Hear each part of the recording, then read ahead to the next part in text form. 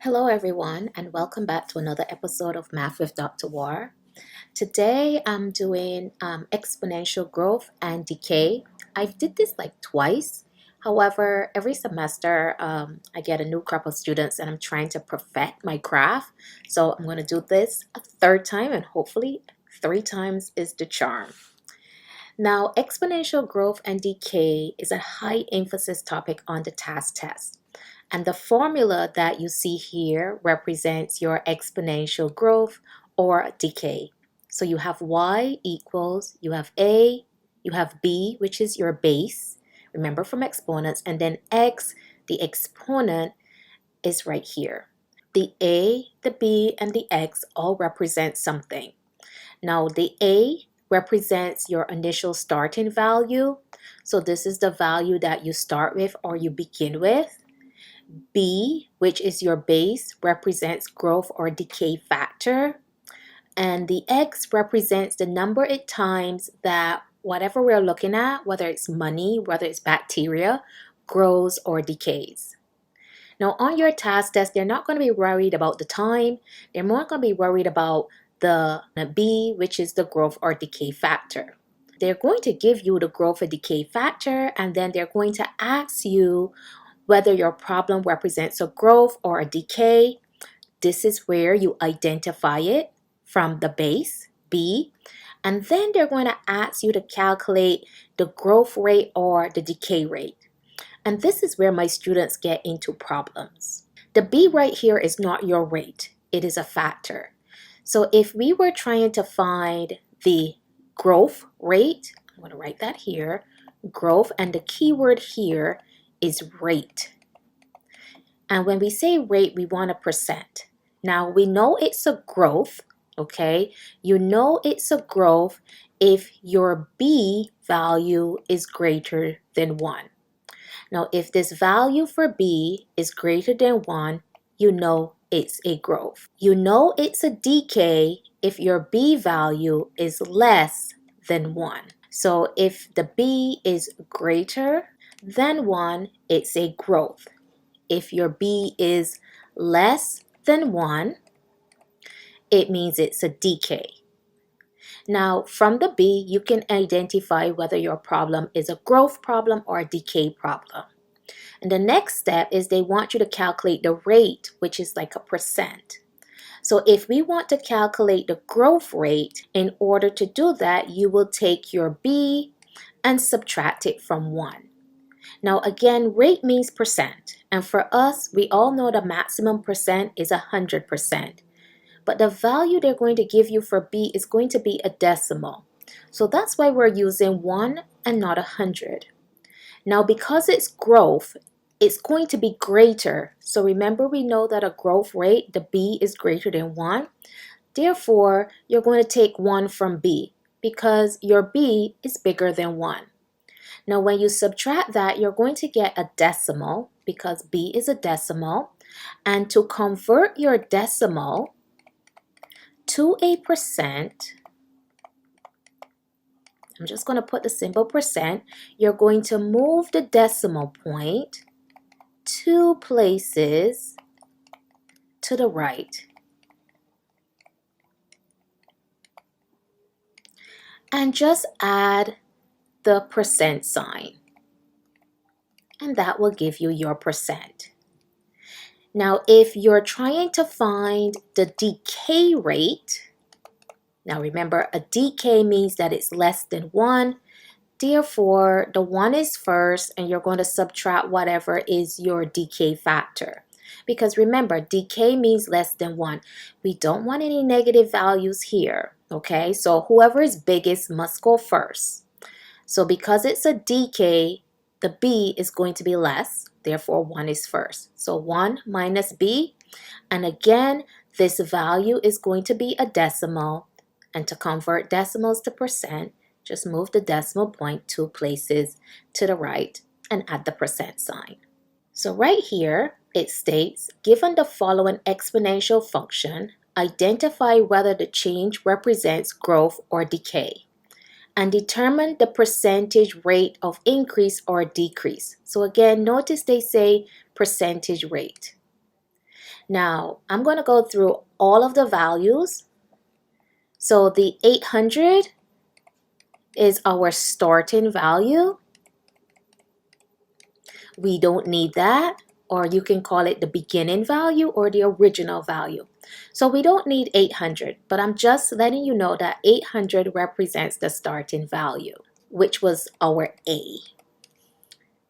The 1.37, that is represented by the B, and this is our factor. Now we have to figure out whether it's growth or decay. Now I know that 1.37, this value, is greater than 1.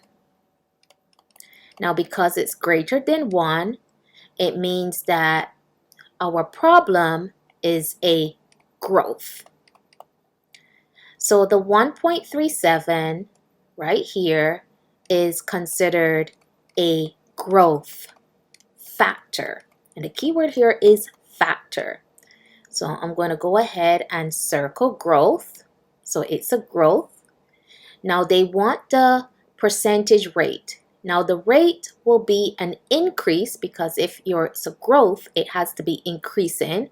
And we have to find a percent. Now remember, this is growth. So therefore, I'm going to take 1.37 and I'm going to subtract 1. So you're always subtracting, and it's either from 1 or from the B. Now because it's a growth and we don't want any negative values, the growth would be first. Now this is an easy subtraction. You don't need a calculator. Your answer will be 0.37. So think about it. If you have $1.37 and you subtracted $1, you just have 37 cents. So remember, the problem stated they wanted a percentage. So we need to make this decimal. This is a decimal that we need to convert to a percent.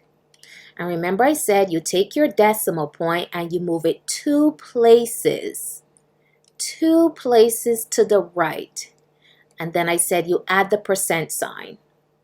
So your answer is now 37%. So that's what I'm going to write here. Our problem is a growth problem, and the percentage of increase is 37. So remember, the maximum is like 100%. So this is like 37% on top of the 100. Let's try a second problem. Given the following exponential function, identify whether the change represents growth or decay, and determine the percentage rate of increase or decrease. So again, let's get some arrows. The 79 is your A, and remember the A is our starting value. So that's what you began with. Remember the 0.97, the 0.971 represents our B. And now this is less than 1.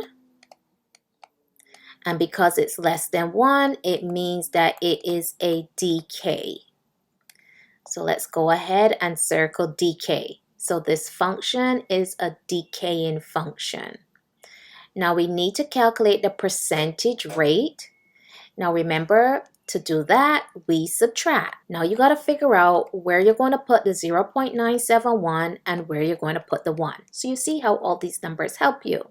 Now because this is less, okay, this would go here, because remember, you always want the bigger number first, and out of these two, 1 is bigger, so that's here, and we're going to subtract. Now this subtraction is not as easy as the last one, so I'm going to go on the side and subtract this like using basic arithmetic.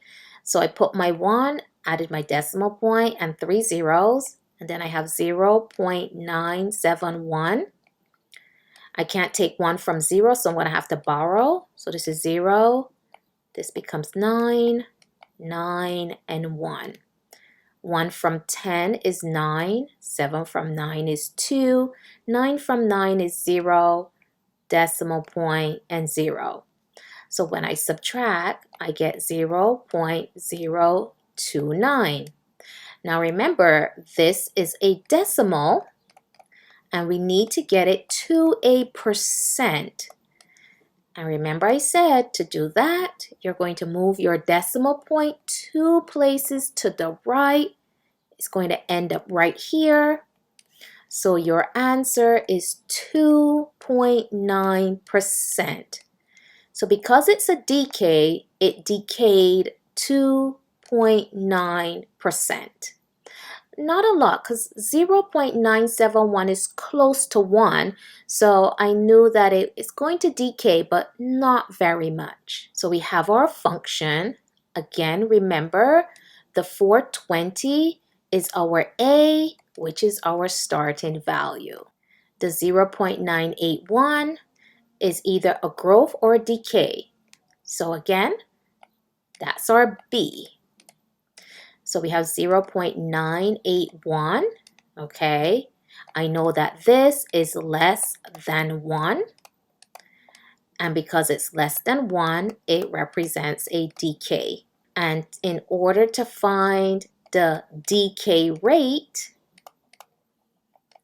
I know I have to subtract. And again, you have to decide out of these two numbers who will be first. And remember, we don't want any negatives. So always put the bigger number first. So 1 is bigger. And then I have 0.981. Again, I'm going to go on the side and I'm going to subtract that because I'm not going to use the calculator. Let's practice some manual subtraction.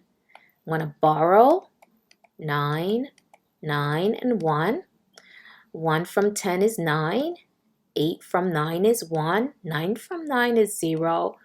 Point and 0 from 0 is 0. So this gives me a value of 0.019. And remember, they wanted their answer as a percent. So we're going to take our decimal point and move it 2 places. So it ends up here. So it's actually 1.9. You don't need these zeros because they're not necessary. And let's add the percent. This is a decay because that's less than 1. And the rate of decay is 1.9%. Let's try the final one. Given the following exponential function, we're going to identify whether it's a growth or decay, and again, determine the percentage rate of increase or decrease. So remember, in order to determine if it's a growth or decay, we're going to look at our B. So our B is 1.034. Now I know this is greater than 1. And if it's greater than 1, that indicates it's a growth. Let's circle growth. So if we need to find a growth rate, it's a subtraction. And again, we have to decide who is first. Is it the 1.034 or is it the 1? Remember, we're doing a subtraction and we want the bigger number to be first. Who's bigger out of these two? The 1.034. And we're going to subtract 1. Again, I'm going to go on the side because this one looks a little bit difficult. And we have 1 here. Put my decimal point. Well, it's not that difficult. 430.0. So we have 0.034. And again, we need to make this a percent. So you're going to move it 2 places. My answer is 3.4%. So your growth rate is 3.4%. And this is basically exponential growth or decay in a nutshell. You can take a look at my other videos. Hopefully this was easier to understand. I hope this was helpful. Good luck in your TASC examination. And remember, please like the video, subscribe, and share.